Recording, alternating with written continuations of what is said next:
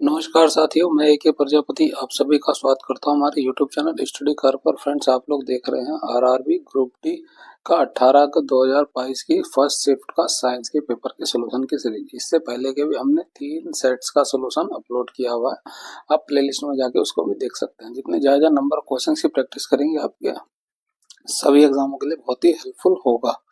ठीक है, अगर आपको हमारी वीडियो अच्छी लगे तो लाइक करें, शेयर करें और सब्सक्राइब करें हमारे चैनल को इसी तरह की वीडियो के लिए। चलिए शुरू करते हैं आज के सॉल्यूशन।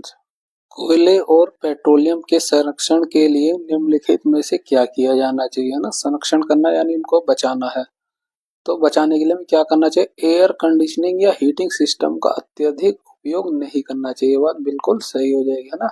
क्यों? क्योंकि जो है ये एयर कंडीशनर और हीटिंग सिस्टम चलते हैं, ये चलते हैं विद्युत से, है ना। और विद्युत जो है बनाने के लिए भारत में 70% बिजली कोयले से ही बनती है। तो अगर हमें इनका संरक्षण करना है तो हमें इनका अत्यधिक इस्तेमाल नहीं करना होगा, है ना। तो जितना कम इस्तेमाल करेंगे उतना ही कम हमें बिजली की आवश्यकता होगी, उतना ही कम कोयला जलाना पड़ेगा। ऑप्शन 1 हमारा करेक्ट हो जाएगा। बाकी चेक कर लेते हैं। सौर कुकर का उपयोग बिल्कुल भी नहीं करना चाहिए, बचाना है तो इनका उपयोग करना चाहिए। मानक तापदीप्त बल्बों के स्थान पर CFL बल्बों का उपयोग नहीं करना चाहिए। CFL बल्ब देखिए कम जो है कंजप्शन करते हैं विद्युत का, तो उनका उपयोग बिल्कुल करना चाहिए, है ना। सार्वजनिक परिवहन या कारपूल का उपयोग नहीं करना चाहिए ना। सार्वजनिक परिवहन क्या होगा, जैसे कि बस हो गई, उसमें कई बहुत सारे लोग एक साथ ट्रेवल कर सकते हैं, तो उससे क्या होगा कि जो है पेट्रोल की खपत कम होगी। अगर सभी लोग अलग अलग अपनी अपनी गाड़ी से जाएंगे तो सेम डिस्टेंस कवर करने के लिए हम अत्यधिक तेल का खपत करेंगे, तो उससे जो है तेल हमारा खर्च होगा। बचाना है तो सार्वजनिक परिवहन का उपयोग करना चाहिए। नेक्स्ट क्वेश्चन, नीचे दिए गए कथनों पर विचार कीजिए और सही उत्तर का चयन कीजिए। डोबे रायनर ने तिर्यक का नियम दिया, बिल्कुल सही बात है। कथन एक हमारा सही है। कथन 2 क्या कह रहा है? डोबे रायनर ने विभिन्न गुणों वाले नहीं, समान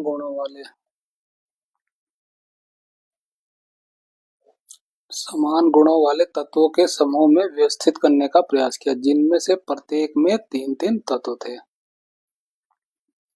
ठीक है, उन्होंने जो है 3-3 परमाणुओं को इस तरह से बांटा कि जो बीच वाले का द्रव्यमान होगा वो पहले और दूसरे द्रव्यमान का औसत होगा।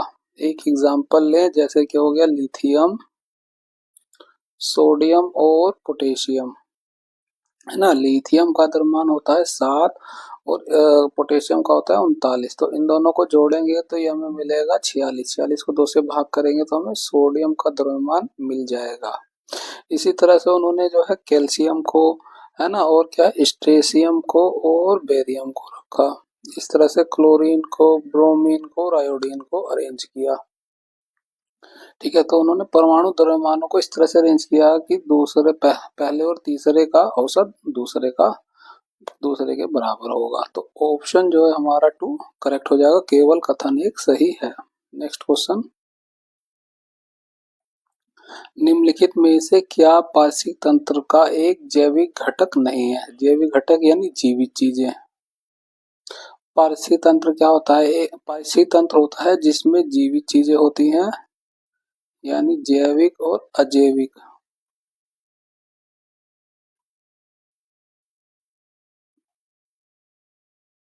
है ना। जैविक और अजैविक आपस में मिलकर एक कार्यशील इकाई बनाते हैं,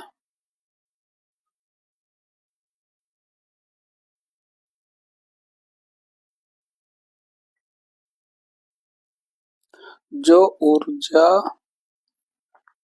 व पोषक तत्वों के आदान प्रदान, है ना, आदान प्रदान एक दूसरे के माध्यम से करते हैं, के माध्यम से करते हैं। जैविक में क्या आ जाता है? जीवित। अजैविक में क्या आ जाता है? अजीवित, है ना, अजीवित। क्या हो जाएगा? जैसे हो जाएगा हवा हो गया, पानी हो गया,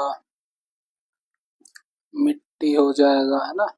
ये सब हो गए अजैविक। जीवित में क्या हो जाएगा, पौधे हो जाएंगे, है ना, जानवर हो जाएंगे,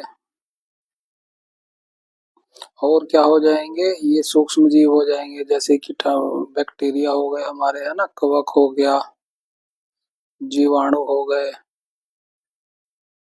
है ना, ये सारे जो है हमारे जैविक खाते हैं। अब इनको भी तीन भागों में बांटा जा सकता है, जैसे उत्पादक, है ना, उपभोक्ता, और क्या होता है अपघटक। अपघटक। उत्पादक क्या होते हैं, जो जैसे पौधे होते हैं जो भोजन का निर्माण करते हैं। उपभोक्ता क्या होते हैं, जो उनको कंज्यूम करते हैं। उत्पादक। अपघटक क्या करते हैं, जो कि ये जानवर होते हैं या मरते हैं तो उनको जो है सरल तत्वों में तोड़ देते हैं, वो काम करते हैं ये लोग। अपघटक का पूछा गया, पारसी तंत्र का एक जैविक घटक नहीं है। अब जैविक घटक में जीवित आती है, जो अजैविक चीज होगी उसको हम ढूंढेंगे, ये भी जीवित है, ये भी जीवित है, ये भी जीवित है। मृदा क्या है, अजैविक चीज है, अजैविक। ठीक है, तो ऑप्शन 2 हमारा यहाँ से करेक्ट हो जाएगा। नेक्स्ट क्वेश्चन, निम्नलिखित में से कौन सा तत्व सर्वाधिक अभिक्रियाशील है। देखिए उसके लिए हमें जो है पूरी पूरी टेबल याद होनी चाहिए अभिक्रियाशील की, है ना। अब कम से ज्यादा से कम की ओर, है ना। क्या होता है सबसे ज्यादा अधिक अभिक्रियाशील क्या होता है पोटेशियम, उससे कम होता है सोडियम, उससे कम क्या होता है कैल्शियम, उससे कम होता है मैग्नीशियम, उससे कम होता है एल्युमिनियम, उससे कम होता है जिंक, उससे कम होता है आयरन, उससे कम होता है निकेल, उससे कम होता है टिन। यहाँ लिख देते हैं, ये अलग नाम रहता है तो कंफ्यूजन होता है ना। उससे कम होता है लेड, उससे कम होता है हाइड्रोजन, उससे कम होता है कॉपर, और उससे भी कम होता है मरकरी, इससे कम होता है सिल्वर, उससे कम होता है गोल्ड, उससे कम होता है प्लेटिनम। प्लेटिनम, है ना। तो इस सीरीज में जो है रिएक्टिविटी सीरीज में सबसे अधिक अभिक्रियाशील होता है पोटेशियम, और सबसे कम अभिक्रियाशील होता है वो होता है प्लेटिनम। आप देखिए यहाँ पे दिए गए, हम इसको अरेंज करते हैं ऑर्डर में। तो सबसे अधिक होगा कैल्शियम, उससे कम होगा मैग्नीशियम, उससे कम होगा एल्युमिनियम, उससे कम होगा लेड। यहाँ पूछा गया है सर्वाधिक अभिक्रियाशील, तो कौन हो जाएगा कैल्शियम। ऑप्शन जो है 4 हमारा करेक्ट हो जाएगा। इसको करना है तो आप इनकी पूरी सीरीज को याद रखिए। नेक्स्ट क्वेश्चन, एक अश्व शक्ति इनमें से किसके बराबर होता है। एक अश्व शक्ति बराबर होता है 746 वाट के। ठीक है, ये हो गया ऑप्शन 4 हमारा करेक्ट हो जाएगा। और एक जो है कमर्शियल बिजली की क्या होती है इकाई, वो होती है 1 यूनिट, जो होती है बराबर 1 किलोवाट आवर के। 1 किलोवाट आवर को हम लिख सकते हैं 3.6 इंटू 10⁶ जूल भी। आप इसको भी याद रखिए, कैसे कन्वर्ट करते हैं, 1 किलो हो गया, इसे 10 1000 हो जाएगा। वाट को लग सकते हैं जूल पर सेकंड, और आवर को लिखेंगे सेकंड में, तो 1 घंटे में 60 मिनट, और 60 मिनट 60 सेकंड, तो सेकंड से ये कट जाएगा, 6×6 = 36 हुआ, ये 2 जीरो और ये 3 जीरो। इसको लिखेंगे 3.6, तो 2 जीरो ये 3 जीरो ये, और दशमलव लगाया तो 1 जीरो यहाँ से आ जाएगी, तो 6 जीरो, ये 10⁻⁴ जूल होता है। आप इसको याद रखिए, ये कमर्शियल यूनिट होती है, एक कमर्शियल यूनिट होती है मेजरमेंट की, है ना। नेक्स्ट क्वेश्चन विद्युत के लिए, निम्न चित्र में से कौन सी जो है मानव मस्तिष्क में मेरुरज्जु की स्थिति को दर्शाती है ना। ये होता है हमारा फोन नंबर, तो ऑप्शन 4 हमारा करेक्ट हो जाएगा। जो है मस्तिष्क मेडुला, है ना, ये मेडुला ओब्लागेटा, ओब्लागेटा भाग से शुरू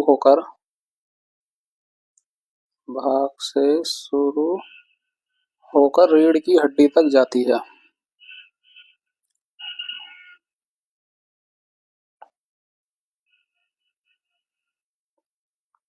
हड्डी तक, यहाँ पे हमारा ऑप्शन 4 करेक्ट हो जाएगा। नेक्स्ट क्वेश्चन, निम्नांकित चित्र में प्रदर्शित बिंदु ए और बी के मध्य तुल्य प्रतिरोध निकालिए, है ना। इसके और इसके मध्य में प्रतिरोध निकालना। अब देखिए ये बैटरी जुड़ी है, तो बैटरी से जब करंट सप्लाई होगा, इधर जाएगा, इधर से दो भागों में बढ़ जाएगा, इधर करंट I1 चला जाएगा, इधर करंट I2 चला जाएगा, हमने ये मान लिया। अब जितना करंट इसमें पास होगा उतना ही करंट इसमें भी पास होगा।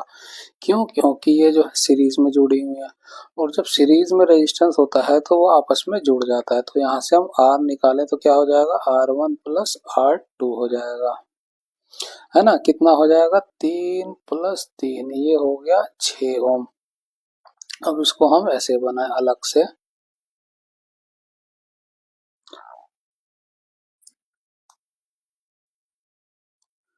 ठीक है। तो एक 6 ओम का रेजिस्टेंस इधर हो गया और एक 3 ओम का रेजिस्टेंस इधर हो गया। यहाँ पे धारा I1 जा रही है और यहाँ पे धारा I2 जा रही है। तो क्या हो गया, अब ये देखिए, ये जो है सीरीज पैरेलल में हो गया, और पैरेलल के लिए रेजिस्टेंस निकालना हमें, इक्विवेलेंट रेजिस्टर क्या हो जाएगा, 1/R प्लस 1/R3, है ना। यहाँ पे R1 R2 तो ये R3 हो गया, ये R हो गया।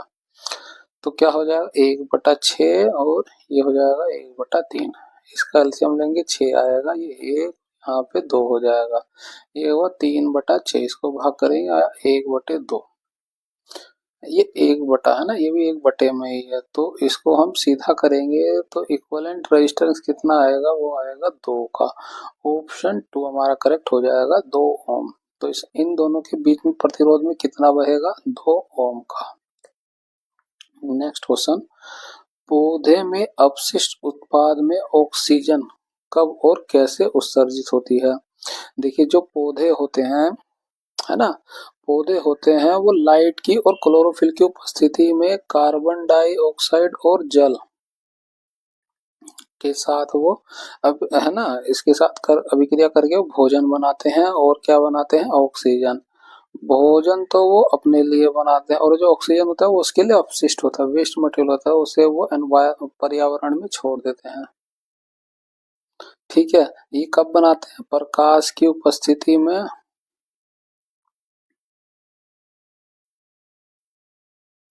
और क्लोरोफिल की उपस्थिति में, क्लोरोफिल,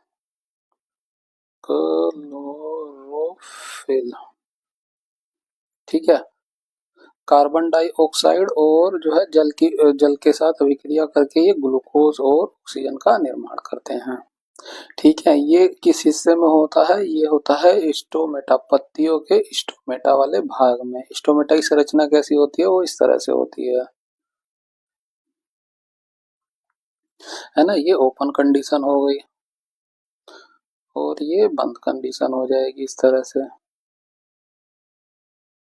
ये क्लोज कंडीशन हो गई। तो क्या होता है कि इसके अंदर जो मौजूद वैक्यूल होता है, और ये बाहर वाली जो कोशिका होती है इसे रक्षक कोशिका बोलते हैं, रक्षक कोशिका। ये रक्षक कोशिकाएं क्या करती हैं, जो प्रकाश की उपस्थिति में क्या करती हैं, इसमें वैक्यूल्स के अंदर पानी को भर लेते हैं, जिससे ये मुड़ जाती है, और मुड़ जाती हैं तो ये जगह बन जाती है, ओपन हो जाता है। तो ओपन हो जाता है तो ये कार्बन डाइऑक्साइड को ले लेती हैं और बाहर निकाल देती हैं ऑक्सीजन को और अतिरिक्त जल को, है ना, जल वाष्प के रूप में, जिसे वाष्पोत्सर्जन भी कहते हैं। ठीक है, तो दिन में ये काम होता है। रात में क्या होता है कि इस जल को जो है बाहर निकाल देती है और ये स्टोमेटा बंद हो जाते हैं, तो ये एक्टिविटी बंद हो जाती है। ठीक है, तो ऑक्सीजन कब और कैसे उत्सर्जित होती है, वो होती है दिन के समय में प्रकाश संश्लेषण के द्वारा। ये जो भोजन बनाने का काम होता है इसे फोटोसिंथेसिस, है ना, प्रकाश संश्लेषण कहते हैं। नेक्स्ट क्वेश्चन, एक वस्तु को एक अवतल लेंस के मुख्य फोकस पर रखा गया है, इनमें से कौन सा विकल्प निर्मित प्रतिबिंब के अभिलक्षणों को निरूपित करता है ना। एक वस्तु को जो है अवतल लेंस के मुख्य फोकस पर रखा गया। आप देखिए, अवतल लेंस, अवतल लेंस या फिर उत्तल दर्पण, इनमें जो है दो ही कंडीशन होती है। ठीक है, वस्तु और प्रतिबिंब के लिए। वस्तु अगर इन्फिनिटी पे रखी है तो प्रतिबिंब बनता है फोकस पर, है ना। और कैसा बनेगा, ये आभासी बनेगा, सीधा बनेगा और अत्यधिक छोटा बनेगा, छोटा बनेगा। और वस्तु जो है इन्फानाइट और जो है ऑप्टिकल सेंटर के बीच कहीं भी रखी गई है तो उसका प्रतिबिंब जो है ऑप्टिकल सेंटर और फोकस के मध्य में ही बनता है, और जो भी बनेगा वो आभासी सीधा तो होगा, इससे थोड़ा सा बड़ा होगा, छोटा होगा वस्तु से, ठीक है, लेकिन हमेशा ये छोटा ही होगा। अब देखिए क्या कह रहे हैं, अवतल लेंस के मुख्य फोकस पर रखा गया है। अब मुख्य फोकस पर रख दिया है ना, इन्फिनाइट से ऑप्टिकल सेंटर के बीच मुख्य फोकस में, तो वस्तु का प्रतिबिंब कहाँ बनेगा और कैसा बनेगा, वो आभासी बनेगा, सीधा बनेगा और छोटा बनेगा। कहाँ बनेगा, ऑप्टिकल सेंटर और फोकस के बीच में। ये तो पूछा नहीं है कहाँ बने, लेकिन बताया गया है कि आभासी और सीधा और छोटा बनेगा। तो यहाँ पे सीधा तो नहीं दिया गया, आभासी और अत्यधिक छोटा दिया गया, तो ऑप्शन 4 हमारा करेक्ट हो जाएगा। आभासी के केस में कभी भी जो है प्रतिबिंब बड़ा नहीं बनता है ना, और ये वास्तविक और छोटा और बड़ा ये बनते हैं हमेशा अवतल दर्पण या फिर उत्तल लेंस में, ठीक है, आप इसको याद रखिए। नेक्स्ट क्वेश्चन, कौन सी आकृति फ्लोएम में भोजन की गति का सही निरूपण करती है। अब देखिए फ्लोएम करता क्या है, ये जो है पत्तियों से बने भोजन को, है ना, पत्तियों से बने भोजन को पौधे के पूरे भाग में पहुंचाती है, पौधे के पूरे भाग में पहुंचाती है। ये काम कौन करता है, फ्लोएम। कैसे बनाते हैं भोजन वो पत्तियों में, वो हमने पहले ही डिस्कस कर लिया था ऊपर ही, है ना। और जो फ्लोएम होता है वो पत्तियों से बने भोजन को जो है पौधों से बाकी के पूरे शरीर में, पत्तियों से बाकी के पूरे पौधे भाग में पहुंचाता है। अब यहाँ देखिए, यहाँ पौधों से तो बन रहा है भोजन, है ना, पत्तियों से, लेकिन वो जा रहा है जड़ों की तरफ, जबकि ये भाग भी रह गया, ये भी रह गया, ये भी रह गया, इधर भी रह गया, है ना, तो ये नहीं होगा, ठीक है। इसमें देखेंगे यहाँ जड़ के उधर ऊपर की तरफ मूवमेंट हो रही है, और ये काम कौन करता है, ये करती है जाइलम। जाइलम तक वो क्या करती है, जड़ से पौधे तक, पौधे के अन्य भागों तक जल को लेकर जाती हैं। तो ये तो जाइलम वाला केस हो गया। ये वाला देखें, यहाँ पे भी देखिए, यहाँ पे बना, यहाँ पे बना, इधर भी जा रहा है, जड़ों में भी जा रहा है और इधर जा रहा है पौधे के अन्य भाग में, तो ऑप्शन सी हमारा करेक्ट हो जाएगा। यहाँ पे देखेंगे, यहाँ पे पत्तियां जो है गैसों को निकाल रही हैं, है ना, तो ये तो जो है स्टोमेटा काम कर रहे हैं, पर का उत्सर्जन हो रहा है ना, वायु ऑक्सीजन को निकालना, खाली इससे इतना ही पता चल रहा है, ठीक है। पूछा गया था फ्लोएम के बारे में, तो यहाँ पे ऑप्शन सी हमारा करेक्ट हो जाएगा। नेक्स्ट क्वेश्चन, निम्न में से कौन सा हेक्सेन का संभावित समावेश नहीं है। अब हेक्सेन में क्या होता है कि 6 कार्बन होते हैं, इसके लिए एन होता है, तो क्या होता है CnH2n+2 होता है, तो 6 कार्बन रख देंगे, कितना हो जाएगा, C6H, 6 दूनी 12 और 2 14 हो जाएगा। ये हो गया इसका कार्बन का स्ट्रक्चर, है ना। अब 6 कार्बन ही सब जगह होना चाहिए। पेंटा में होते हैं देखिए 5, और मेथिल में होता है 1, 5 और 6 नहीं है वाला पूछा था, तो ये हो जाएगा। पेंटेन में 5 होता है, एथिल में होता है 2, यहाँ पे कार्बन हो रहा है 7, तो ये नहीं होगा। यहाँ देखिए पेंटेन में 1 होता और 5 होता है, और मेथिल में 1 होता है, तो 6 यहाँ पे भी हो रहा है। यहाँ देखिए ब्यूटेन में 4 होता है, मेथिल में 1 होता है, लेकिन ये डाई हो गया, तो यहाँ पे 2 कार्बन हो जाएंगे, 2 और 4 जुट के कितने हो जाएंगे, 6 कार्बन हो जाएंगे। अलग किस में हो गया, तो ऑप्शन 2 हमारा करेक्ट हो जाएगा, ठीक है। अब ये 2 मेथिल का मतलब क्या, देखिए पेंटेन का मतलब हो गया 5 कार्बन है, तो 1 2 3 4 5 इस तरह से हो गए, है ना। इन पे वो नंबर लिखे 1 2 3 4 5, तो ये क्या रहा है, दूसरे नंबर पे जो है मेथिल है, ये दूसरे नंबर मेथिल है, यहाँ पे कार्बन दूसरे नंबर पे जुड़ा हुआ है। अब बाकी के कार्बन को रख देंगे, देखिए आखिरी में स्थिर होता है, बीच में 2 2 होते हैं, यहाँ पे देखिए आखिरी में 3 हो जाएंगे ना, एक इधर एक इधर एक इधर, तो इस तरह से 3 हो जाते हैं कार्बन। अब यहाँ देखेंगे 3 तो जुड़ गया, एक ही बचा, यहाँ पे एक ही रहेगा और इसमें देखिए 3 फ्री जगह होगी H1HH। तो जोड़ेंगे तो देखिए यहाँ पे जो है 14 कार्बन ही मिलेंगे। 3 यहाँ हो गए, 3 यहाँ, 3 यहाँ, 3 3 6, 3 9, 2 11 और 2 13 और एक ये 14 कार्बन। तो C6H14 यहाँ बन रहा है ना। इसके केस में देखेंगे 3 मेथिल पेंटेन, फिर से वही है, ये हो गया 5 कार्बन हो गए, है ना। और क्या रहे कि तीसरे नंबर में मेथिल स्ट्रक्चर लिखेंगे, नंबर लिखेंगे 2 3 4 5। अब जो है तीसरे नंबर पे मेथिल जोड़ा हुआ है कार्बन ये, तो यहाँ पे 3 हो जाएंगे, यहाँ पे 2 हो जाएगा, यहाँ पे 2 हो जाएगा, यहाँ पे 3 हो जाएगा, 3 यहाँ पे हो जाएगा और इस पे जुड़ा हुआ है तो एक इस पे होगा कार्बन हाइड्रोजन। जोड़ेंगे तो यहाँ पे भी C6H14 ही होगा। इसमें देखिए इसको कैसे बनाते हैं, ये देखिए ब्यूटेन है तो ये 4 बनेगा, 1 2 3 4 नंबरिंग करेंगे, 1 2 3 4। अब 2 के ऊपर क्या रहा है कि इसमें दोनों साइड ही जो है डाइमेथिल हैगा, तो एक जो है CH3 इधर हो गया, एक CH3 इधर हो गया और यहाँ पे S3 हो जाएगा, इस पे S3 हो जाएगा, यहाँ पे H2 होगा। इसमें देखिए चारों साइड भर गई है तो इसमें कोई और हाइड्रोजन नहीं जोड़ा, इसमें भी जोड़ेंगे। कार्बन कितने हो जाएंगे 6, 4 ये हो गए, 5 6 और 3 3 6 3 9 3 12 और ये 2 14 हो जाएगा, हाइड्रोजन का 14। ये इसका मतलब हो गया है ना। अब आप नंबरिंग का मतलब समझिए, नंबर क्या है, रिप्रेजेंट करते हैं, ये उसकी पोजीशन को बताते हैं कि ये पेंटेन में मेथिल जो है कहाँ पे जुड़ा हुआ है। नेक्स्ट क्वेश्चन, सहसंयोजी यौगिक सामान्यतः निम्न में से कौन सा गुणधर्म प्रदर्शित नहीं करते हैं, है ना, नहीं करते हैं। ये विद्युत और ऊष्मा के सुचालक होते हैं, ये तो बिल्कुल धर्म प्रदर्शित करते हैं। क्यों क्यों सुचालक होते हैं, क्योंकि इसमें मुक्त जो है मुक्त आयन या इलेक्ट्रॉन नहीं होते हैं, नहीं होते हैं। ऐसा इसलिए ये वो विद्युत और ऊष्मा के सुचालक होते हैं। ये इलेक्ट्रॉनों की साझेदारी से बनते हैं, बिल्कुल सही है, इलेक्ट्रॉनों की साझेदारी से ही बनते हैं। ये सामान्यतः आयन नहीं बनाते हैं, है ना। क्यों, क्योंकि इसमें मुक्त आयन नहीं होते हैं,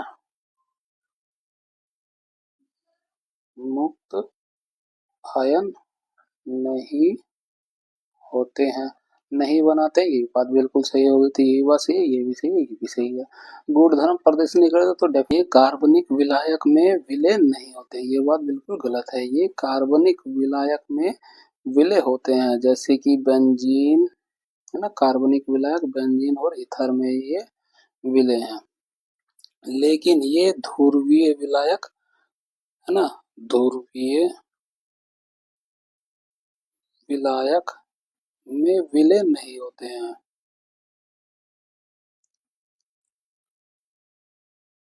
इसको भी आप याद रखिए, ध्रुवीय विलायक क्या हो गया, जैसे कि H2O जल। इस बात को भी आप याद रखिए। नेक्स्ट क्वेश्चन, फिर से एक और क्वेश्चन आ गया डोबराइनर का। डोबराइनर के तिर्यक की उपलब्धि क्या थी, है ना। वो थी तत्वों के गुणधर्म परमाणु द्रव्यमान के साथ जोड़ने का उन्होंने पहला प्रयास किया। उन्होंने परमाणु क्रमांकों को इस तरह से अरेंज किया कि पहले और तीसरे के द्रव्यमान का औसत दूसरे के द्रव्यमान के बराबर होगा, जैसे हमने डिस्कस भी किया था, है ना। लिथियम, सोडियम और पोटेशियम, इन दोनों का द्रव्यमान जो है सोडियम के द्रव्यमान के बराबर होगा। ये डोबराइनर के द्वारा किया गया पहला प्रयास था। नेक्स्ट क्वेश्चन, दो माध्यमों को पृथक करने वाले इंटरफेरेंस पर आपतित एक प्रकाश किरण का मार्ग नीचे दिए गए चित्र में दर्शाया गया है। माध्यम बी के सापेक्ष माध्यम ए का अपवर्तनांक क्या होगा, है ना। अपवर्तनांक निकालना है, उसके लिए क्या होता है कि एंगल ऑफ इंसिडेंट बटा बराबर होता है एंगल ऑफ रिफ्लेक्टिव, है ना। अब देखिए एंगल ऑफ इंसिडेंट कितना है, 45 डिग्री का। एंगल हमेशा अभिलंब से ही चेक किया जाता है, ये अभिलंब होता है ना। तो कितना हो जाएगा, साइन 45 हो जाएगा और नीचे क्या हो जाएगा, एंगल ऑफ रिफ्लेक्टिव, वो हो जाएगा 30 डिग्री। हमेशा अगर कभी गलती से वो ऐसे दे दे 60 डिग्री तो आपको जो अभिलंब से ही निकालना है, नहीं कि ये नहीं कि आप जो सीधे साइन 60 को रख दें, है ना, sin 30, sin 45 का मान कितना होता है 1/√2 और sin 30 का मान कितना होता है 1/2। तो अंदर वाले के अंदर से बाहर वाले की बाहर से, तो ऊपर हो जाएगा 2, नीचे हो जाएगा बटे में √2, है ना। इससे भाग करेंगे तो ये 1 रूट बच जाएगा। कैसे, इसको यहाँ मैं लिख देता हूँ 2/√2, ऊपर नीचे √2 की गुणा भी कर सकते हैं अगर ना समझ आ रहा हो तो √2 के √2 से गुणा करेंगे, ये 2 बन जाएगा, 2 से 2 चला जाएगा और हमें √2 इस तरह से मिल जाएगा। आंसर क्या हो जाएगा, ऑप्शन 4 का √2 हमारा करेक्ट हो जाएगा। नेक्स्ट क्वेश्चन, किसी दिए गए पदार्थ में एक तार की लंबाई L है और प्रतिरोध R है, ठीक है। यदि उसी पदार्थ से निर्मित पहले वाले तार की जो है 3 गुना लंबाई, है ना, पहले लंबाई क्या है L1 L हैगी और L2 कितना है R हैगा, और रो क्या है, ये प्रतिरोधकता होती है ना। तो रो 1 जो है रो 2 के बराबर हो जाए, क्योंकि उसी पदार्थ से निर्मित कर रहा है। प्रतिरोधकता है ना पदार्थ का गुण होती है और ये टेम्परेचर पर निर्भर करता है, ठीक है। तो जो है पहले तार की 3 गुनी लंबाई, है ना। तो जो है दूसरे में क्या हो रहा है कि पहले तार की 3 गुनी लंबाई, तो ये 3L हो जाएगा, और 2 गुने अनुप्रस्थ काट का क्षेत्रफल, यहाँ पे एरिया क्या हो जाएगा, पहले वाले में A तो दूसरे वाले में क्या हो जाएगा 2 गुना एरिया हो जाएगा, ठीक है। तो इस प्रकार क्षेत्रफल वाले अन्य तार का प्रतिरोध इनमें से किसके बराबर होगा, तो यहाँ पे रेजिस्टेंस हमें 2 निकालना है। फॉर्मूला क्या होता है, रेजिस्टेंस बराबर होता है रो एल अपन ए होता है। अब यहाँ पे प्रतिरोधकता हमारी बराबर है, तो हम प्रतिरोधकता की टर्म में लिख लेते हैं, क्या हो जाएगा रो बराबर RA/L। तो पहले वाले के लिए R1 A1/L1 हो जाएगा, और ये R2 A2/L2 हो जाएगा। R1 R दिया हुआ है, A1 A दिया हुआ है, L1 L दिया हुआ है, R2 कितना दिया हुआ है, R2 हमें निकालना है, A2 कितना दिया हुआ है 2 दिया हुआ है, L2 कितना दिया हुआ है 3L दिया हुआ है। बस इसको सोल्व कर लेंगे, ये L से ये L कट जाएगा, ये A से ये कट जाएगा, ये 3 ऊपर चला आएगा, 3R और 2 बटे में आ जाएगा। तो हमें जो नया प्रतिरोध मिलेगा वो पहले वाले का 1.5 गुना होगा, यानी 3/2। ऑप्शन 2 हमारा करेक्ट हो जाएगा। नेक्स्ट क्वेश्चन, निम्नलिखित में से कौन से कथन सत्य हैं, किसी लेंस के लिए पहला मुख्य फोकस उस वस्तु की स्थिति है जहां प्रतिबिंब अनंत पर है ना। अब यहाँ से देखिए किसी ऐसा किस कंडीशन में होगा, ये होगा उत्तल लेंस के केस में, उत्तल लेंस, है ना।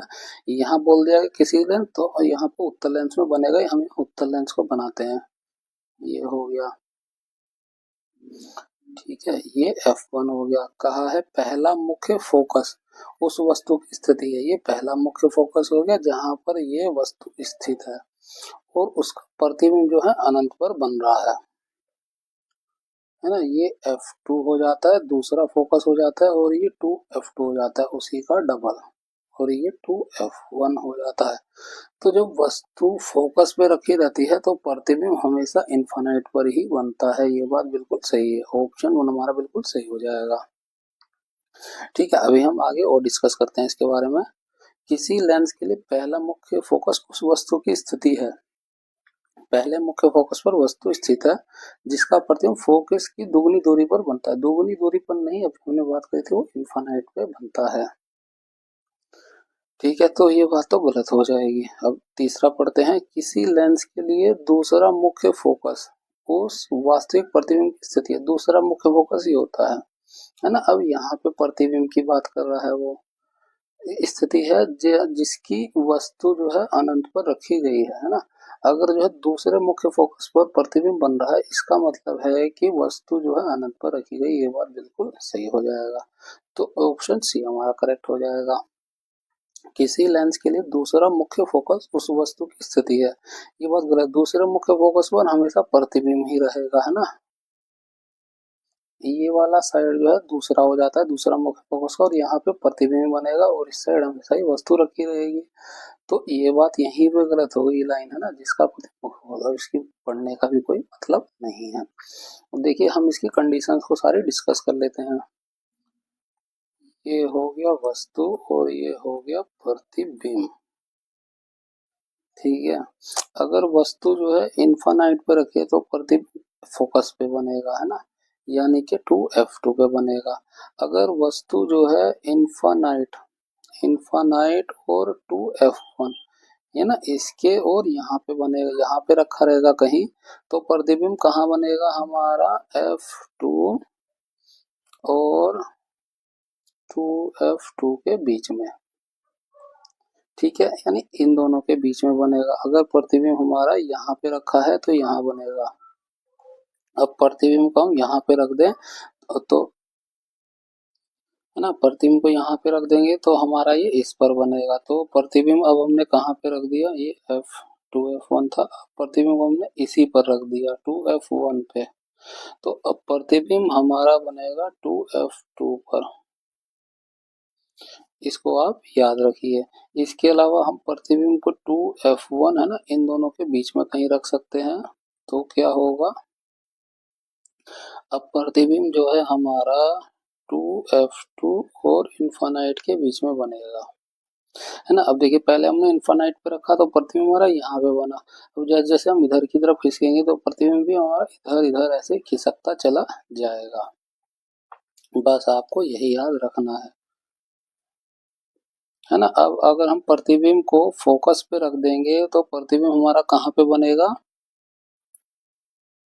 इन्फानाइट पर, ठीक है। और इसके बाद क्या हो सकता है, अगर हम f2 के बाद रख दें, ऑप्टिकल सेंटर के बीच में रख दें ना, f1 और ऑप्टिकल सेंटर के बीच में रख दें, तो अब प्रतिबिंब जो है f1, है ना। अब अगर यहाँ पे हमने प्रतिबिंब को रख दिया तो अब हमारा प्रतिबिंब इधर ही कहीं बनेगा हमारा, ठीक है। तो इसको क्या लिखेंगे कि वस्तु के पीछे बनेगा, वस्तु के पीछे। अब देखिए यहाँ पे क्या बनेगा, अगर फोकस पे प्रतिबिंब बन रहा है तो वो वास्तविक होगा, उल्टा होगा और छोटा होगा, या इसे कहें बहुत छोटा होगा, है ना। यहाँ पे क्या हो जाएगा, वास्तविक और उल्टा तो रहेगा ही, लेकिन छोटा बनेगा। छोटा मतलब इससे तो बड़ा ही बनेगा। और यहाँ पे क्या होगा कि यहाँ पे बराबर का ही बनेगा, ठीक है। अब जो है प्रतिबिंब छोटे से बड़ा बनेगा, है ना, और वास्तविक और उल्टा ही बनेगा, लेकिन अब बड़ा बनेगा, बराबर था, अब उससे भी बड़ा बनेगा, या ये कहें सबसे बड़ा बनेगा। और ये वस्तु के पीछे, अब यही एक कंडीशन है, अगर वस्तु के पीछे बन गया तो वो बनेगा आभासी और सीधा,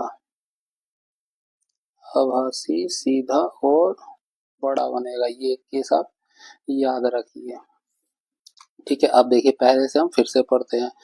यदि पहला जो है, पहला मुख्य फोकस पर वस्तु को रखा गया, मुख्य फोकस कहाँ हो जाएगा, वो ये हो जाएगा, तो प्रतिबिंब हमारा कहाँ पर बन रहा, अनंत पर। ये वो कंडीशन जो हमने पहले डिस्कस की थी, है ना, ये तो गलत ही हो गया। और दूसरा क्या था, मुख्य फोकस पर वास्तविक प्रतिबिंब की स्थिति है, दूसरे मुख्य फोकस पर वास्तविक प्रतिबिंब की स्थिति है, ये दूसरे मुख्य फोकस पर वास्तविक प्रतिबिंब की स्थिति है। तो अब वस्तु कहाँ पे होगी, इन्फानाइट पर, वस्तु अनंत पर होगी, है ना। तो यहाँ से हमें ये सही मिला और ये सही मिला। आप ये सारी कंडीशंस को याद रखिए, ठीक है। नेक्स्ट क्वेश्चन, निम्नलिखित में से कौन से कथन सही है। चुंबकीय क्षेत्र की प्रबलता छड़ चुंबक के केंद्र पर सर्वाधिक प्रबल होती है। देखिए छड़ चुंबक बनाए हम, उसका ये हो जाएगा साउथ पोल और ये हो जाएगा नॉर्थ पोल। उसमें चुंबकीय इससे जो है रेखाएं होंगी वो समांतर होंगी और सीधी होंगी, नॉर्थ से साउथ की तरफ ट्रेवल करती हैं, और बाहर जो है साउथ से नॉर्थ की तरफ ट्रेवल करती हैं, इस तरह से, ठीक है। एक और बना देते हैं। ये हो गया।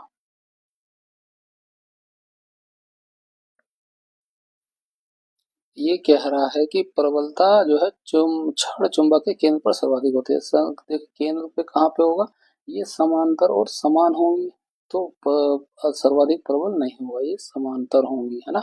तो ये बात हमारी गलत हो जाएगी। कोई भी दो चुंबकीय बल रेखा प्रतिच्छेद नहीं करती है ना। यहाँ देखिए हमने बनाया भी, अब किसी की भी चुंबकीय क्षेत्र रेखा एक दूसरे को प्रतिच्छेद कभी नहीं करती, ये बात बिल्कुल सही है, ऑप्शन 2 करेक्ट हो जाएगा।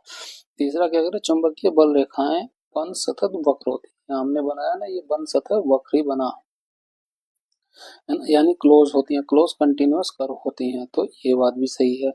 आंसर क्या हो जाएगा हमारा, 2 और 3 करेक्ट हो जाएगा, ऑप्शन 4 का 2 और 3 करेक्ट हो जाएगा। नेक्स्ट क्वेश्चन, एक लड़का एक लेंस का उपयोग करके एक दूरस्थ वस्तु का एक स्पष्ट प्रतिबिंब एक पर्दे पर फोकस करता है, लेंस और पर्दे के बीच की दूरी क्या होगी, है ना। अब देखिए दूरस्थ वस्तु लेंस का प्रयोग करके बना रहा है दूरस्थ वस्तु, और फोकस पे बन रहा है, फोकस पे बन रहा है, इसका मतलब है कि वस्तु जो है वो इनफाइनाइट पे है, और वो पूछ रहा है इसकी दूरी कितनी होगी, ये होती है एफ के बराबर, है ना। फोकस पे बन रहा है तो यानी फोकल लेंथ के बराबर हो जाएगा एफ, जो होता है एफ। तो आंसर क्या हो जाएगा, ऑप्शन 2 का एफ हो जाएगा, जो हमने अभी थोड़ी देर पहले सारी कंडीशन डिस्कस की थी, वो ये होगा। नेक्स्ट क्वेश्चन, नीचे दी गई तालिका पौधों और जंतुओं की संरचना और कार्य व्यवहार के बीच के अंतर को दर्शाती है, कौन सा विकल्प गलत कथन को दर्शाता है। ये पौधों के लिए दिया गया, ये प्राणियों के दिया गया। पौधे अचल रहते हैं, बिल्कुल इनमें मूवमेंट नहीं होती है ना। प्राणी जो है भोजन साथी और आश्रय की तलाश में भटकते हैं, ये बात तो बिल्कुल सही है। अधिकांश उत्तक मृत होते हैं, ये बात भी बिल्कुल सही है ना। मेरिस्मेटिक ही होता है जो ग्रो करता है, बाकी सारी तो मृत ही होती है। अधिकांश अधिकांश उत्तक जीवित होते हैं, बिल्कुल बात सही है। कम ऊर्जा की आवश्यकता होती है, देखिए पौधे जो चल नहीं सकते हैं तो उनमें गति नहीं है, गति नहीं है तो उन्हें कम ऊर्जा की आवश्यकता होगी। और ये जो प्राणी अधिक ऊर्जा की आवश्यकता होती है, क्योंकि उन्हें साथी भोजन और आश्रय के लिए भटकना होता है, तो उन्हें अधिक ऊर्जा चाहिए। इनमें केवल कुछ ही भाग बढ़ते हैं, हाँ ये बात तो बिल्कुल सही है। जैसे कि हमने बात किया था स्टेम, मेरी स्टेम वाला ही भाग बढ़ता है, और इसमें क्या प्राणी में इसमें केवल कुछ ही भाग बढ़ते हैं, ये बात गलत है ना। इसमें जो है सभी भाग बढ़ते हैं। अब पूछा गया था गलत, तो ये स्टेटमेंट से ये भी सही, ये भी सही है, तो डी हमारा गलत हो जाएगा, ऑप्शन 1 का डी। नेक्स्ट क्वेश्चन, नीचे दिए गए कथनों का पर विचार कीजिए और सही उत्तर का चयन कीजिए। कथन है क्या, यदि कोई पदार्थ किसी अभिक्रिया के दौरान ऑक्सीजन का त्याग करता है तो उसे अपचयनित कहा जाता है, बिल्कुल सही बात है ये, है ना। यदि कोई पदार्थ किसी अभिक्रिया में के दौरान हाइड्रोजन ग्रहण करता है तो उसे अपचयनित हुआ कहा जाता है, ये बात भी बिल्कुल सही है। देखिए दो तरह की कंडीशन होती है, एक होता है ऑक्सीडेशन, दूसरा होता है रिडक्शन। ऑक्सीडेशन में क्या होता है कि ऑक्सीजन जुड़ता है और इसमें जो है ऑक्सीजन निकलता है, ठीक है। इसमें जो है हाइड्रोजन निकलता है और इसमें जो है हाइड्रोजन जुड़ता है, ठीक है। यहाँ पे जो है ऑक्सीडेशन नंबर बढ़ता है और इसमें जो है ऑक्सीडेशन नंबर घटता है। यहाँ पे जो है इलेक्ट्रॉन का त्याग होता है और इसमें जो है इलेक्ट्रॉन ग्रहण होते हैं, इस बात को आप याद रखिए। अभी देखिए अपचयनित का केस था तो ऑक्सीजन त्याग हो रहा था, ऑक्सीजन त्याग हो रहा है, यहाँ पे हाइड्रोजन ग्रहण करता है, ये हो गया हाइड्रोजन ग्रहण करता है। और भी लिखा रहता है अगर ऑक्सीडेशन नंबर भी ग्रहण गिरता है, कम होता है, या इलेक्ट्रॉन भी ग्रहण करता है, तो वो भी हमारे करेक्ट हो जाते हैं। यहाँ पे क्या आंसर हो जाएगा, एक का दोनों कथन सत्य हैं। नेक्स्ट क्वेश्चन, ब्लीचिंग पाउडर बनाने में शामिल सही रासायनिक अभिक्रिया की पहचान कीजिए। अब देखिए ब्लीचिंग पाउडर का फॉर्मूला क्या होता है, CaOCl2, यानी क्या बोलते हैं इसे, कैल्शियम ऑक्सीक्लोराइड, है ना, जिसे ब्लीचिंग पाउडर बोला जाता है। कैल्शियम ऑक्साइड क्या होता है, ये हल्के पीले रंग का होता है, पीले रंग का होता है। और इसमें जो क्लोरीन होता है जब जल में डालते हैं तो क्लोरीन रिलीज होता है जो जीवाणुओं को मारता है, जीवाणु कह रहा हूँ, कीटाणु नाशक होता है ये, है ना। विरंजक एजेंट होता है, एजेंट होता है। और क्या करते हैं, क्या होता है, ऑक्सीकरण एजेंट भी होता है ये।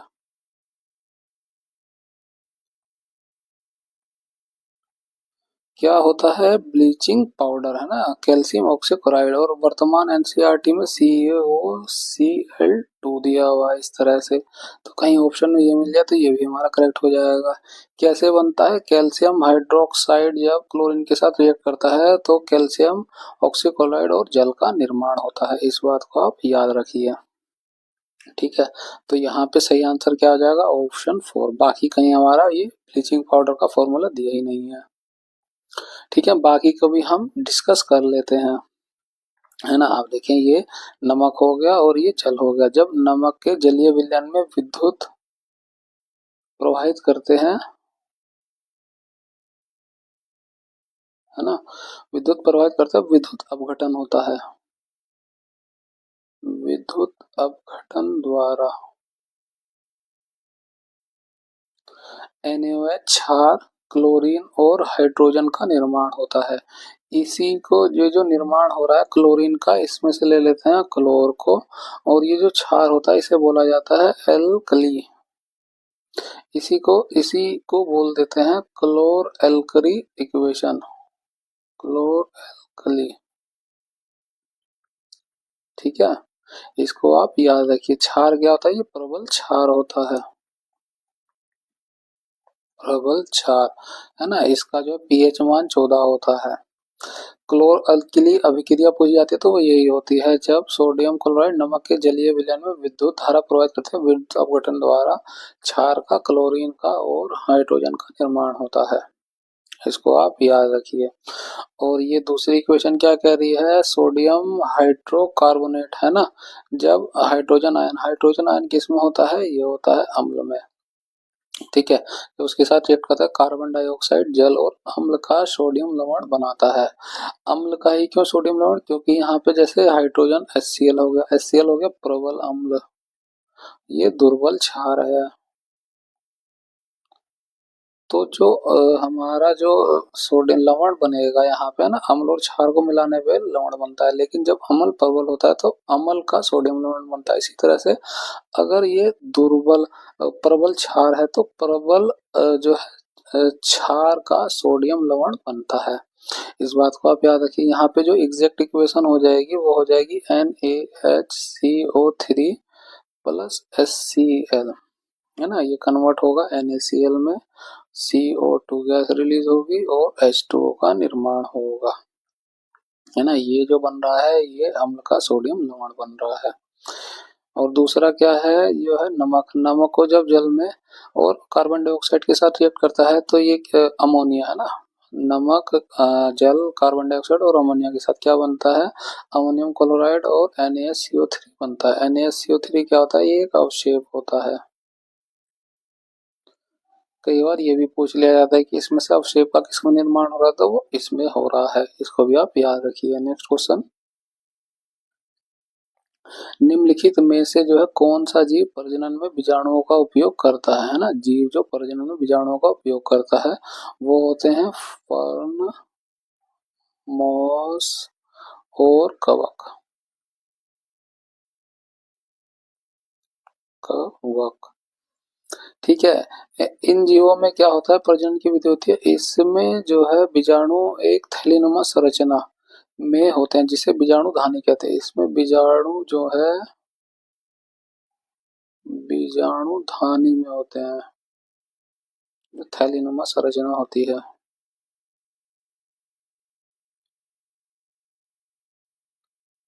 चना होती है ना। तो जीव प्रजनन में बीजाणुओं का उपयोग किसमें होता है, वो हो जाएगा ऑप्शन 1 फर्न या फिर मोशो या कवक हो।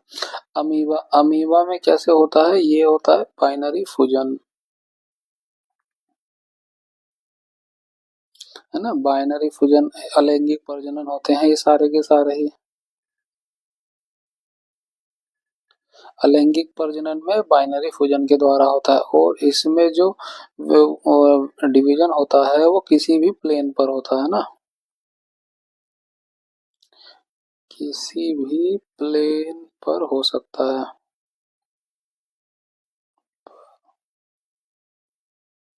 हो सकता है, प्लेन का मतलब तल से होता है, किसी भी तल पे हो सकता है।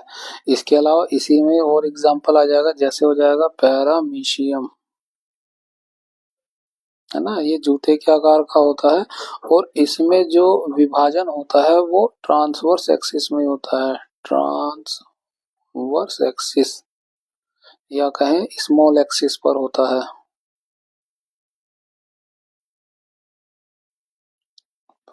होता है जैसे कि ये हो गया, इस तरह से होता है तो इस एक्सिस पर डिवीजन होगा उसका, है ना। और इसी में बाइनरी फ्यूजन में एक और आता है, वो होता है युगलिना।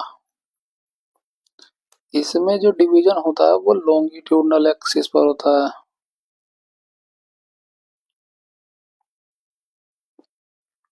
यानी कि बड़ी एक्स पर, बड़ी एक्सिस पर। जैसे कि उसका शेप ऐसे हो जाएगा तो वो इस तरह से उसका डिवीजन होता है। इसको भी आप याद रखें, कई बार पूछ लिया जाता है कि क्या अमीबा का जो है किसी भी तल पे जो है डिवीजन हो सकता है, तो वो हाँ। और क्या पैरामीशियम का हो सकता है? नहीं, केवल एक ही उस पर एक्सिस पर होगा, वह ट्रांसफर यूग्लिना का जो है इसमें बड़ी एक्सिस पर होगा। खमीर, खमीर जो है ये भी एक जो है उदाहरण है, ये हो जाएगा बडिंग का, अलैंगिक में ही। इसके अलावा और भी बडिंग का उदाहरण होता है, जैसे होता है हाइड्रा। क्या होता है, जैसे कि ये हाइड्रा है, इसमें ये बड जनरेट होगा और ये बड धीरे धीरे ग्रोथ होके ये टूट जाएगा और अलग हो जाएगा, इस तरह से ग्रो कर जाएगा। इस तरह से जो डेवलपमेंट होता है वो होता है बडिंग। ठीक है, आम में क्या होता है? आम में तो बीज से होता है।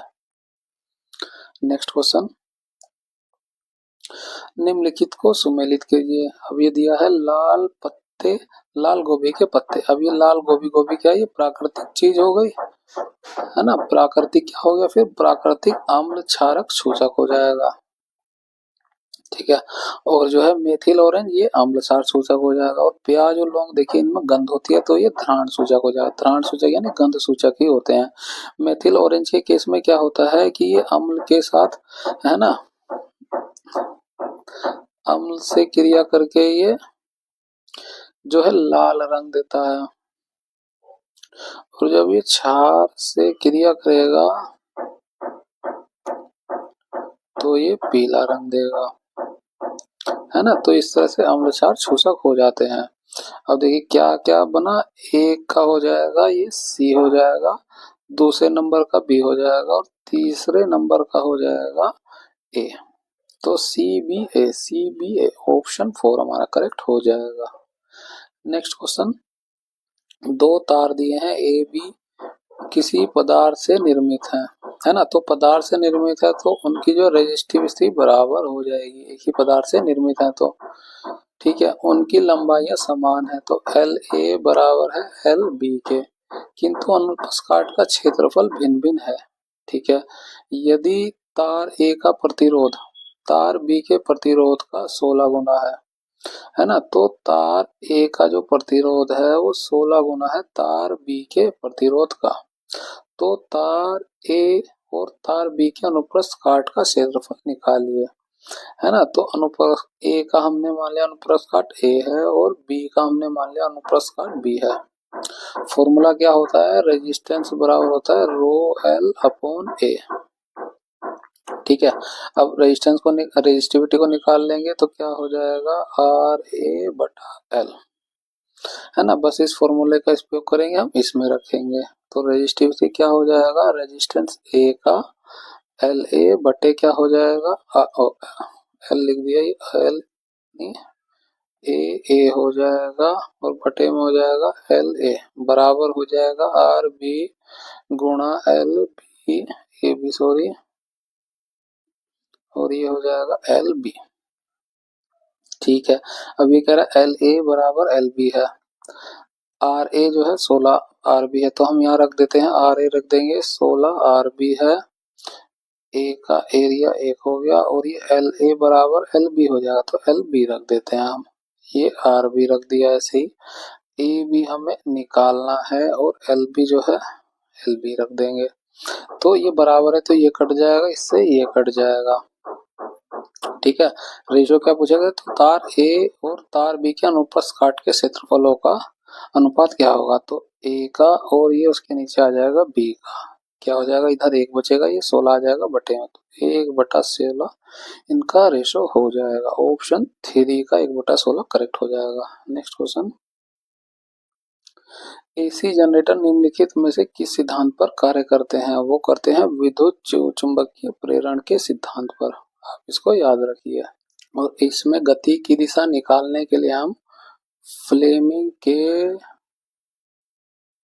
दाएं हाथ का नियम का इस्तेमाल करते हैं, दाएं हाथ का नियम का प्रयोग करते हैं। अब दाएं हाथ का नियम क्या कहता है, हम अंगूठा, तर्जनी और मध्यमा उंगली को इस तरह से रखें कि तीनों एक दूसरे के 90 डिग्री हो जाएं, है ना। ये हो जाएगा अंगूठा, ये तर्जनी और ये मध्यमा, है ना। तो अंगूठा जो है गति की दिशा, तर्जनी जो है चुंबकीय क्षेत्र की दिशा,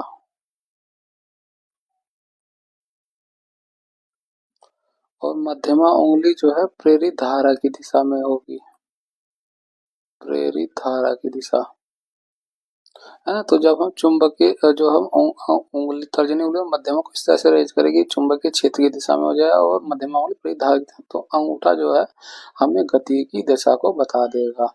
इसका उपयोग हम जनरेटर में करते हैं, जनरेटर में गति की दिशा के लिए। और जनरेटर किस सिद्धांत पर काम करता है, विद्युत चुंबकीय प्रेरण के सिद्धांत पर। फ्लेमिंग के बाएं हाथ का नियम का इस्तेमाल करते हैं हम बल को निकालने के लिए। ये हो जाता है एफ, ये हो जाता है बी और ये हो जाता है आई। एफ बी आई फोर्स, चुंबकीय क्षेत्र और ये धारा, ये वही अंगूठा हो जाएगा, ये तर्जनी हो जाएगी और मध्यमा उंगली हो जाएगी। ये हो जाएगा बाएं हाथ का नियम। इसका प्रयोग किया जाता है विद्युत मोटर में। ठीक है फ्रेंड्स, यहाँ पर हमारा जो है साइंस का कंप्लीट होता है। इस वीडियो की आप पीडीएफ चाहते हैं तो आप हमारे टेलीग्राम चैनल स्टडी करो को ज्वाइन कर सकते हैं, लिंक डिस्क्रिप्शन में, वहां से भी कर सकते हैं। हमारी वीडियो अच्छी लगे तो इसे लाइक करें, शेयर करें और सब्सक्राइब करें हमारे चैनल को इसी तरह की वीडियो के लिए। मिलते हैं आपसे अगली वीडियो में। Thank you.